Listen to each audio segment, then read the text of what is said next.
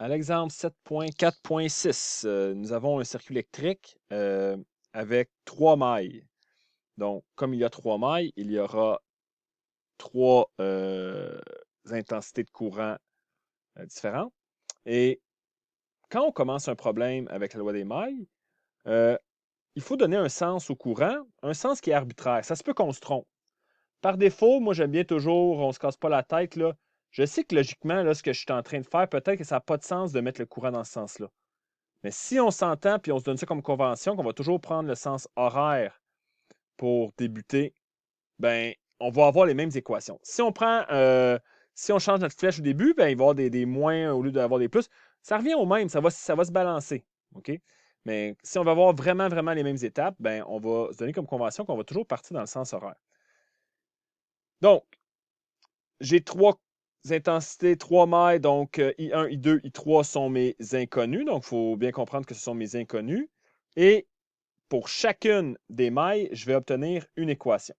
Donc, commençons avec la maille 1. Donc, la maille 1 a une source de tension de 12 volts. Et la façon dont j'ai placé le sens de mon courant, donc si on parcourt la maille dans ce sens-là, on se rend compte qu'on traverse la source de tension, la tension appliquée, entre guillemets, dans le mauvais sens, hein, dans le sens négatif. Donc, on va avoir une tension de moins 12 volts. Et ça va être égal à la somme des chutes de tension. Ici, il va y en avoir deux parce qu'il y a deux résistances. Et là, si vous permettez, on va y aller un petit peu plus vite. Je sais que, par exemple, lorsque le courant traverse la résistance de 8 ohms, ben, la tension, grâce à la loi de Ohm, ça va être 8 fois I. I quoi? I1. Hein, ici, c'est vraiment juste le courant 1 qui traverse. Alors que, chose intéressante, lorsque le courant traverse ici la résistance de 7 ohms, il faut prendre en compte le fait que la résistance de 7 ohms appartient à deux mailles. Donc, la résistance de 7 ohms, pour avoir son intensité totale, il faut tenir compte des deux mailles et ici, ils sont de sens opposé. Donc, on suppose ici que c'est positif, donc I1. On va soustraire l'intensité de I2 puisque lorsque les, le courant I2 traverse la résistance de 7 ohms, on est dans le sens opposé avec ce qu'on avait posé au début. On est dans le sens opposé. Donc, de sens opposé, il y a une soustraction. Au final, ça nous fait une équation qui ressemble à cela. Donc, on va obtenir 15 I1, puisque 8 plus 1, on distribue ici.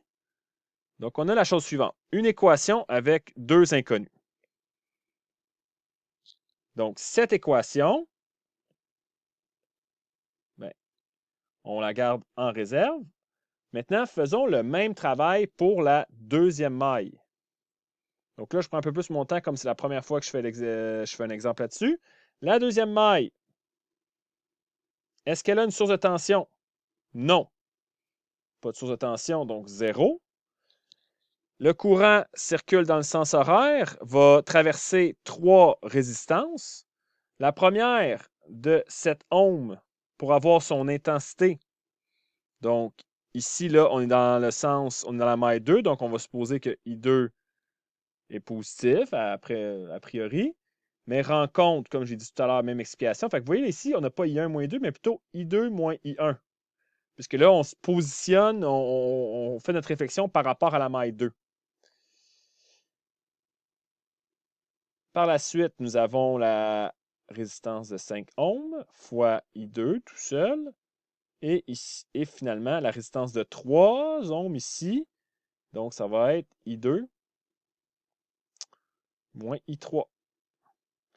Donc, juste un petit rappel avant que je continue. Rappelez-vous que pourquoi je fais 7 fois I2 moins I1, pourquoi je fais 5 fois I2, pourquoi je fais... C'est la loi d'Ohm qui me dit que la chute de tension, l'intensité, est égale à la valeur de la résistance fois l'intensité. Donc, la résistance me sera toujours donnée. L'intensité, ben, ce sont mes inconnus que je cherche. Et on sait que la somme des chutes de tension en positif ici nous donne la tension appliquée, qui est dans ce cas-ci de 0. Cela fera en sorte que nous obtiendrons une équation avec, dans ce cas-ci, 3 inconnus. Donc, cela nous donnera 0 égale, donc mes I2, c'est 7 plus 5 plus 3. Là. Je fais ça un peu vite, mais ça va faire donc 7 plus 5 I2 plus 3 I2. On regroupe ça ensemble, ça fait 15 I2. Faites l'exercice pour les I1, ça va faire, il y a un seul endroit où on trouve I1. Donc là, je n'ai peut-être pas bien ordonné mon équation. On va le faire par la suite. Et I3, le seul que j'ai est ici. Donc peut-être que c'est plus logique là, de mettre comme un peu X, Y, Z. On va mettre ça dans l'ordre usuel des choses. C'est équivalent, là, c'est juste pour faire part que c'est celle-là ici. Fait que vous voyez, 2 équations, 1, 2, mais là, il y a 3 inconnus. Bien, il y a une troisième maille. Donc, la troisième maille a-t-elle une source de tension? Oui, de 9 volts. Est-ce qu'on la traverse dans le sens positif? Oui. Donc, on va avoir 9 qui va être égal à, il y a une seule résistance de 3 ohms. Et on va faire I3 moins I2, puisque les deux sont de sens opposé, n'est-ce pas? Oui, on a mis ça dans le sens opposé. Si on avait décidé, par exemple, je ne sais pas pour quelle raison, mettre I2 dans l'autre sens, bien, ça aurait changé notre équation, chacune de nos équations. Ça serait, au bout de la ligne, ça va donner la même réponse, mais ça va modifier un peu notre système d'équations. Donc, si on simplifie ça, ça va donner 0I1, ça va donner moins 3I2 plus 3I3. Et là, j'ai une troisième équation et au final, on a 3 équations, 3 inconnues. Vous reconnaîtrez, je vais l'écrire sous cette forme-là, un système d'équations linéaires que nous résolverons avec Gauss-Jordan. Donc, je retranscris bien tranquillement mes 3 équations. Donc, vous voyez, je fais la place pour ma variable I1. Je fais de la place pour ma variable I2. Et je fais de la place pour ma variable I3.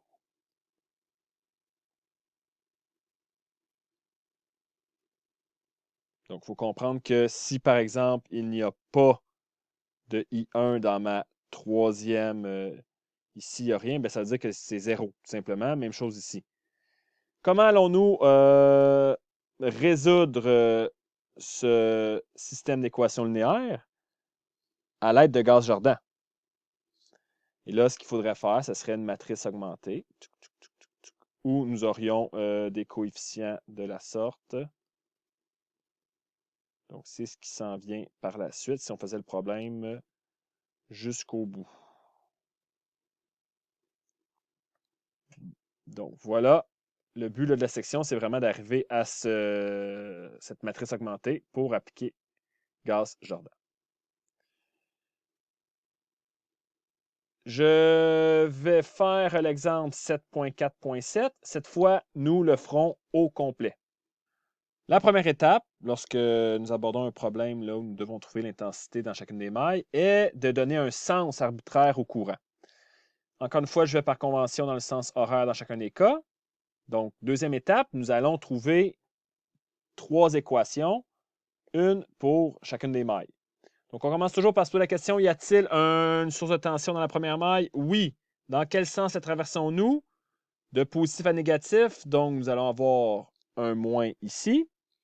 Par la suite, dans chacune des résistances, est-ce qu'on traverse, est-ce qu'elle appartient à une seule maille? Est-ce qu'il y a un seul courant qui la traverse?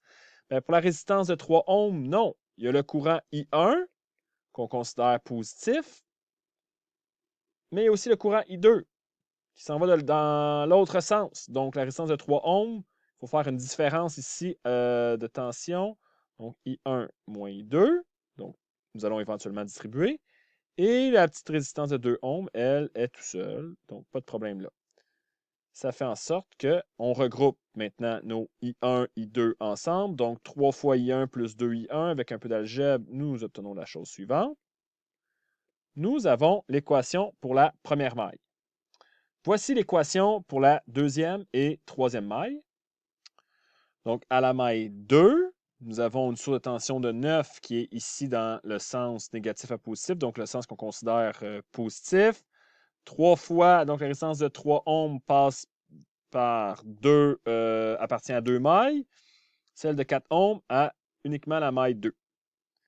On regroupe nos termes, nous obtenons notre équation. Pour la maille 3, ben, ça va vite. Il y a une source de tension dans le sens négatif et il y a une seule résistance ici. Nous avons donc maintenant un système avec 3 équations, 3 inconnues.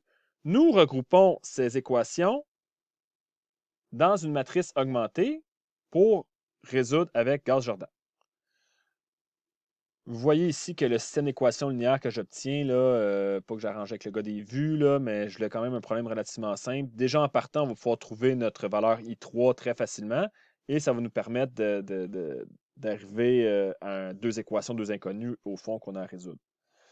Donc, les étapes. Donc là, on revient à quelque chose de purement mathématique. Les étapes pour résoudre, ben, on va vouloir échelonner. Nous avons nos divers pivots ici. On ne touchera pas tout de suite à la ligne 3. On fera ça à la toute fin, d'un seul coup. Mon but, là, c'est dans le fond, aller placer des zéros ici éventuellement et un zéro là en un second temps. Donc, voici les étapes qui me permettront d'échelonner ma matrice.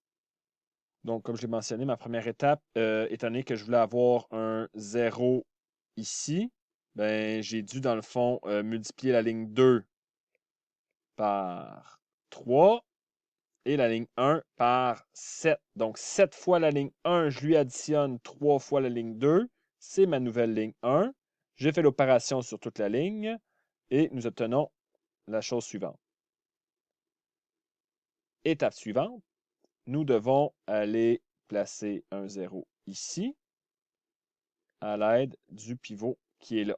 Donc, est-ce qu'il y a un multiple commun entre 26 et 3? Non, malheureusement, ça risque de faire grossir nos chiffres. Vous allez voir. Donc, en prenant ma ligne 2, donc ici le nombre moins 3 et en le multipliant par 26 et en additionnant 3 fois la ligne 1, bien évidemment, nous retrouvons avec notre plus petit commun multiple, malheureusement. Donc, moins 3 fois 26 plus 26 fois 3, ça nous permet de placer un 0 ici. Il faut effectuer la même opération sur toute la ligne. Donc, on fait 26 fois 7 plus 3 fois 0. Ça nous donne 182. On procède de la même façon. Donc, 26 fois 9, par exemple, plus 3 fois moins 57. Nous obtenons 63. Après avoir fait ça, ben, nous avons presque terminé. Tout ce qu'il nous reste à faire, c'est de se retrouver, si on veut Gauss-Jordan, se retrouver avec des 1 à chacun des pivots. Donc, on va diviser la première ligne par 26, la deuxième par 182 et la troisième par 5. Voici ce que ça donne. Donc, les nombres là, que nous obtenons, moins 2,19, 0,35, moins 0,8, là, c'est le résultat, dans le fond, de chacun des nombres ici divisés respectivement par 26, 182 et 5. Sortez votre calculatrice. Et là, si on nous demande d'interpréter, par exemple, qu'est-ce qui se passe pour la maille 1? La maille 1, ça veut dire qu'on a une intensité de 2,19 ampères. Mais maintenant, pourquoi il y a un moins? Ça veut dire que le sens qu'on avait posé au début n'est pas le bon. Ça veut dire on avait supposé qu'on était dans le sens horaire au début, mais à vrai dire, le courant était dans le sens anti-horaire. Et vous me direz que c'était assez évident, puisqu'il y avait une seule source de tension. Quand il va y avoir deux sources de tension dans la même maille, ce ne sera pas si évident, là. OK? Donc, 0,35 pour la maille 2 dans le bon sens, moins 1,8, mais encore une fois, ici, le courant est dans le sens opposé qu'on avait supposé dès le départ. Il me reste un exemple là, à faire avec vous, peut-être pour récapituler la situation. Vous voyez, je l'ai déjà fait ici. Donc, il y a 4 mailles dans mon problème et pour chacune d'entre elles, j'ai utilisé une couleur différente pour que ce soit bien clair. Donc, assurez-vous de bien comprendre d'où viennent mes 4 équations en vert. Donc, j'ai 4 équations pour 4 inconnus. Donc, appuyez sur pause. Assurez-vous de comprendre d'où viennent chacune de mes équations en vert. Et s'il y a quoi que ce soit, vous venez me voir, vous me posez des questions.